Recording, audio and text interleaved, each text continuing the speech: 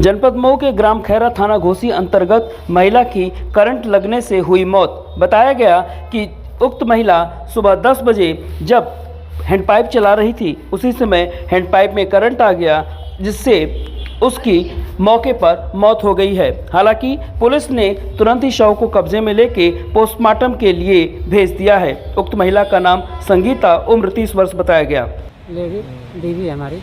क्या नाम है उनका? संगीता। क्या उम्र रही थी? 30। अच्छा, फिर क्या हो गया?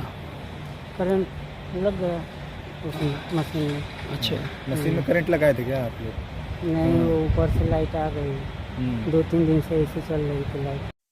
जनपद मऊ के मधुबन फतेहपुर मंडाव स्थित भारत का प्रसिद्ध ताल रतोय अब पर्यटन के हिसाब से विकसित किया जा रहा है, लेकिन अब इसके खिलाफ आसपास के किसान, केवट, मल्ला और निषादों ने सरकार को ज्ञापन सौंपा है। जिलाधिकारी को संबोधित ज्ञापन में कहा गया है कि अगर ताल रतोय को विकसित किया जा रहा है तो हमारे समाज में बेरोजगारी फैलेगी। मछली पालन, सिंघाड़ा का उत्पादन तथा अन्य कई प्रकार की खेती ताल रतोय से जुड़ी हुई है।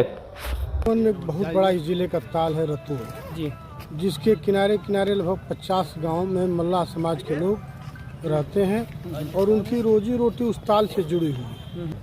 सरकार पर्यटन केंद्र बनाने जा रही है। इसके पहले की भी सरकारों ने पर्यटन केंद्र बनाया और निषाद समाज के लोग जब रोड पर उतर गए तो कदम पीछे हटाना पड़ा। अब भाजपा सरकार में हम राम भक्तों की जीविका यदि छीन ली जाएगी तो हम लोग कहाँ जाएंगे? क्या लगता है कि उसको पर्यटन केंद्र नहीं बनाना चाहिए?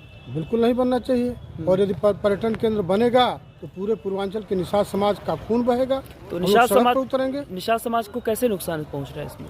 भाई, मछली हम मारते हैं, उसी से जीते और खाते हैं। हमारी रोजी ही छीन ली जाएगी तो हम कहाँ जाएंगे? सरकार नौकरी तो दे नहीं पा रही है। इसको पर्यटन केंद्र बनाना और है। हम लोग मौजा ताल रतोय फतेहपुर की ताल के चारों तरफ किनारे किनारे 22 गांव हम लोग बसे हुए हैं। मछुआ मल्ला और मछुआ मल्ला का रोजी रोटी वही है। और खतियौनी 1359, 1354, 1356 में भी नाव हमारा है।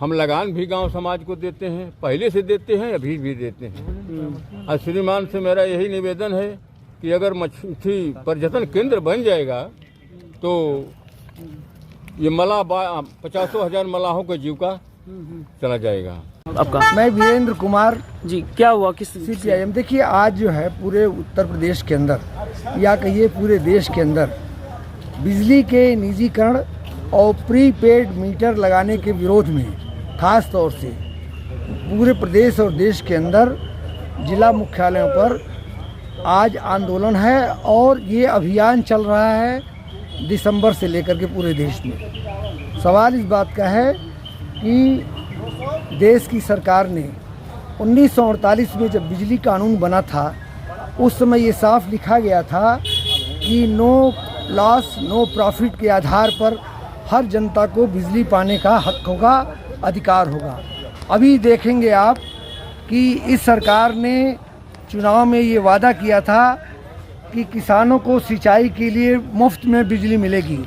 दूसरी तरफ वादा किया था कि सभी गरीबों को घरेलू बिजली जलाने के लिए 300 यूनिट तक बिजली निःशुल्क मिलेगा। उन्होंने अपने चुनावी वादे को तो पूरा करना छोड़ दीजिए, बिजली का रेट इतना ज़्यादा महंगा हो गया कि अब सारी बिजली को, पूरे बिजली को बड़े बड़े कारपोरेट पूंजीपति अंबानी, अडानी को उनके हाथों में दे रहे हैं। अब आने वाले दिनों में वो ढिबरी राज आएगा, जैसे पहले ज़माने में ढिबरी राज था, फिर ढिबरी राज शुरू हो जाएगा। ये बिजली इतनी महंगी होगी कि सारे के सारे हमारे छोटे कुटीर उद्योग, धंधे और गरीबों को खास तौर से बिजली मिलना बंद हो जाएगा। इस सवाल पर आज हम पूरे प्रदेश और देश के अंदर जिला मुख्यालयों पर ये प्रोटेस्ट कर रहे हैं। किसे आप ज्ञापन देने आए हैं? हम आज यहाँ ज्ञापन देंगे जिलाधिकारी के माध्यम से उत्तर प्रदेश के मुख्यमंत्री को और देश के प्रधानमंत्री महोदय को ज्ञापन जिलाधिकारी महोदय के माध्यम से भेजा जाएगा। Thank you. आज कहाँ मीटिंग के लिए आए थे? क्या था मामला? आज मीटिंग थी, दरअसल भारत सरकार का एक जो न्याय मंत्रालय है उसकी तरफ से एक निर्देश। कौन सा मंत्रालय? और वो एक प्रक्रिया भी है, सतत प्रक्रिया भी है कि जो किन्नर समाज है वो भी समाज का एक अभिन्न अंग है जी। वो कुछ प्राकृतिक प्रॉब्लम की वजह से वो उस दिशा में कन्वर्ट होता है, जिसको सरकार ने और माननीय न्यायालय ने भी मान्यता दी है। लेकिन ये कि समाज में उनको जो प्रॉपर स्थान मिलना चाहिए या जो बराबरी का जो दर्जा मिलना चाहिए, वो बराबरी का दर्जा नहीं मिल रहा है। तो इसी संबंध में भारत सरकार ने एक कमेटी बनाई है। तो उस कमेटी की आज बैठक थी माननीय जिलाधिकारी महोदय की अध्यक्षता में। तो किन्नर समाज के भी लोग आए थे और उनके बहुत सी जो समस्याएं हैं, उन समस्याओं पर आज विस्तार से चर्चा हुई। जैसे अभी तक उनका यही नहीं बन पा रहा है कि उनका आधार कार्ड अगर बनता है तो आधार कार्ड में एक नई शर्त आ गई है कि 6 लोगों से ऊपर का जिनका परिवार होगा उन्हीं का आधार कार्ड नहीं, वो जो आयुष्मान कार्ड, तो 6 लोगों से तो उनके पास तो संतान ही नहीं है, उनके सामने ही संकट है। या अभी उनका बहुत से लोगों का दूसरे तरह का और जो सहायता वाला कार्ड है वो सब कार्ड नहीं बन पा रहा है। उनको शौचालय की प्रॉब्लम है कि जैसे कहीं भी आप जाते हैं शौचालय है तो शौचालय में महिला का अलग है, पुरुष का अलग है।